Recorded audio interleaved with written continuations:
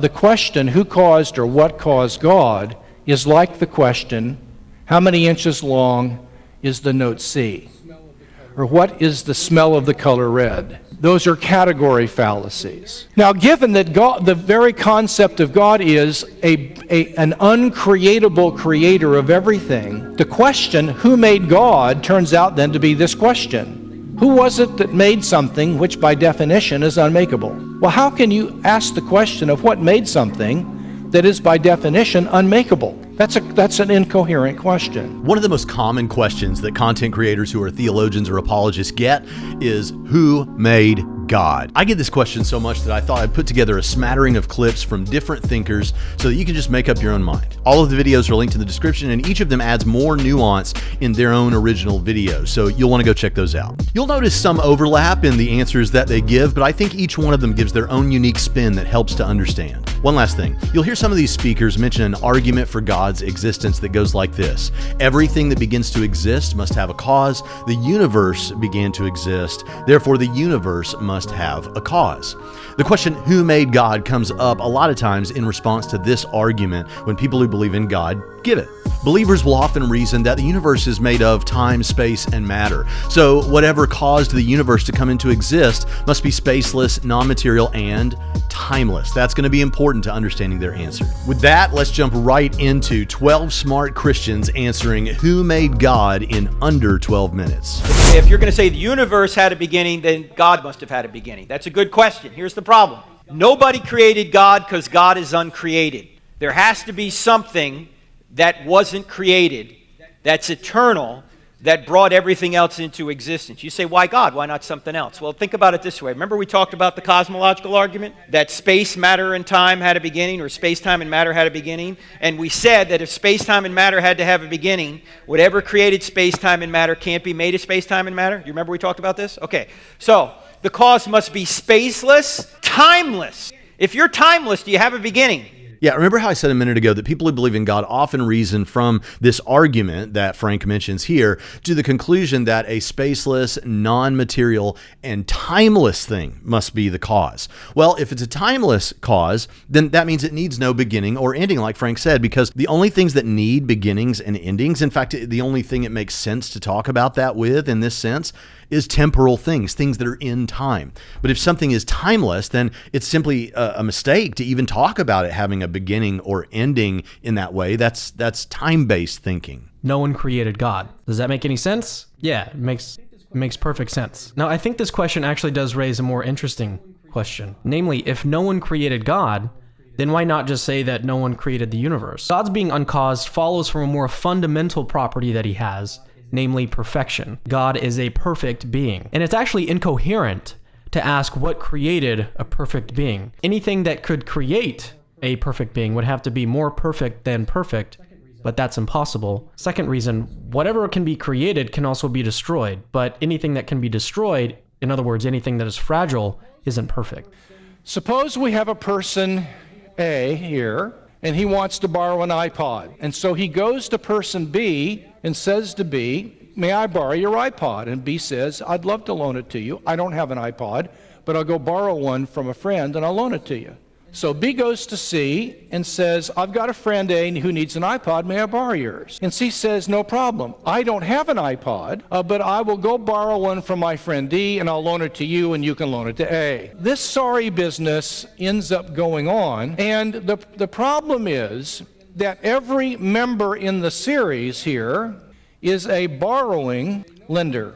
That is to say, nobody has an iPod. Everybody can lend an iPod only if they first borrow one. Now, if we keep adding borrowing lenders, we can do that forever, and poor old A here is never going to get an iPod if we just keep adding more borrowing lenders. What we're going to have to do is to stop this sorry mess with something that's different, and this is going to have to be an owning lender. Simply has an iPod that he didn't have to borrow first. Now, instead of iPods, let's ask about borrowing existence. Here, A is a thing that had to have existence given to it, like I had existence given to me by my parents. So A gets existence from B, but B can't give existence to A unless B already exists, and B has to get its existence from something else, but that thing can't give B existence unless it already exists.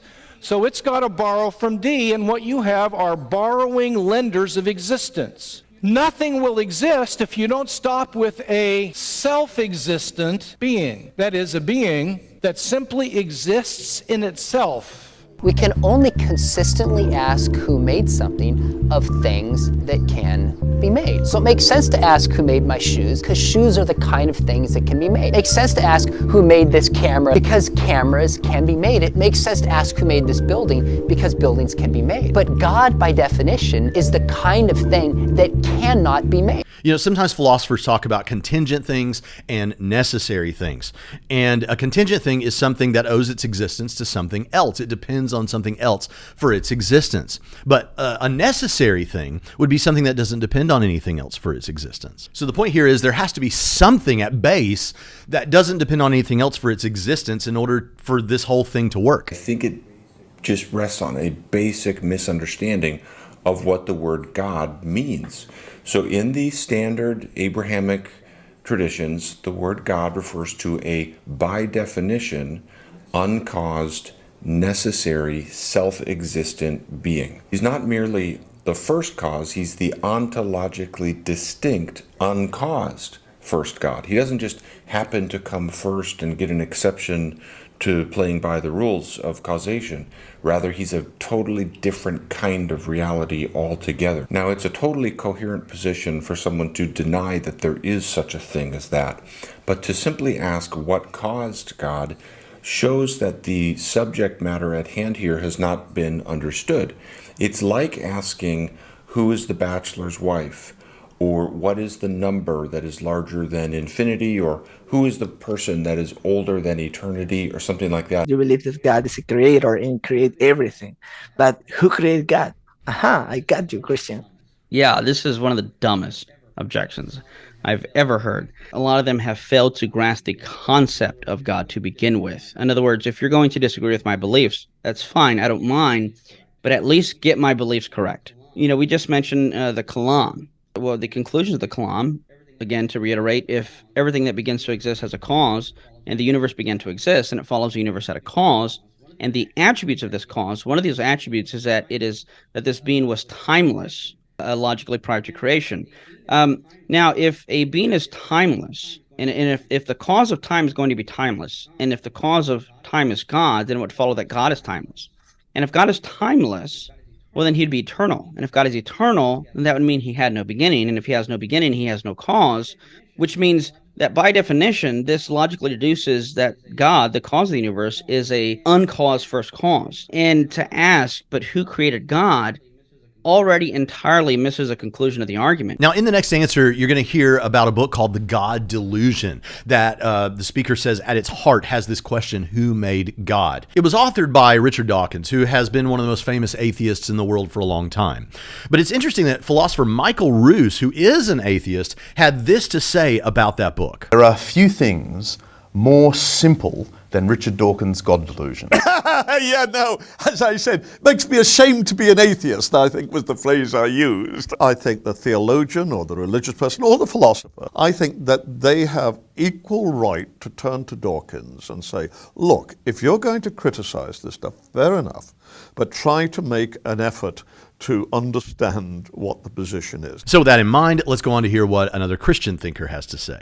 Dawkins has made it the heart of his book, The God Delusion. I was staggered when I found it there. If you believe that God created the universe, then logically you've got to ask the question, who created God? And then you have to ask, who created the God that created the God that created the God that created God? That was the end of God, of course. And that's exactly what Dawkins says in The God Delusion. Makes me ashamed to be an atheist. Who created God? If you ask that question, it shows you've immediately categorized God as created. So you're talking about a created God. Now you imagine if Richard Dawkins had written a book called The Created God's Delusion. I don't think many people would have bought it. It's an illustration of a question that already rules out the explanation that's most likely to be true. Because the Christian claim is that God wasn't created. So the question by definition doesn't even apply to him. And you don't have to provide a cause for an eternal being, as we will see in the course of this study. But just now, let me just say that the error is in the definition. The law of causality has never said that everything has to have a cause. Stated properly says, every effect must have an antecedent cause.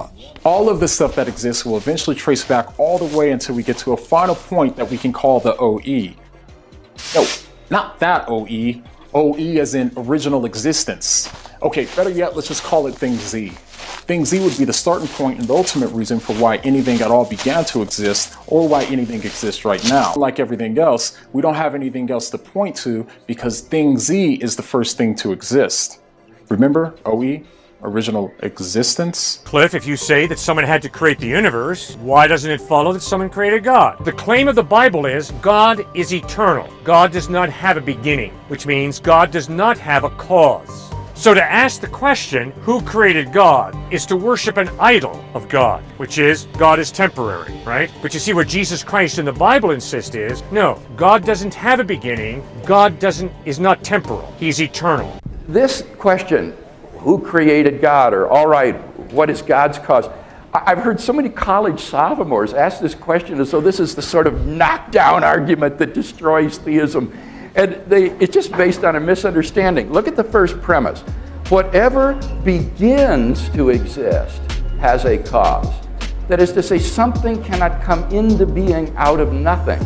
Anything that begins to exist has a cause. But if something exists eternally, if it never comes into being, then it doesn't need a cause. There you have it. We made it. 12 smart Christians answering who made God in under 12 minutes. And hey, if you know someone who's been asking this question, maybe bookmark this video and send it to someone when the need arises. And since we've talked so much about that argument for God's existence, the everything that begins to exist must have a cause, click the link on the screen and listen to me use that in a debate with an atheist. And we'll see you next time on Trinity Radio.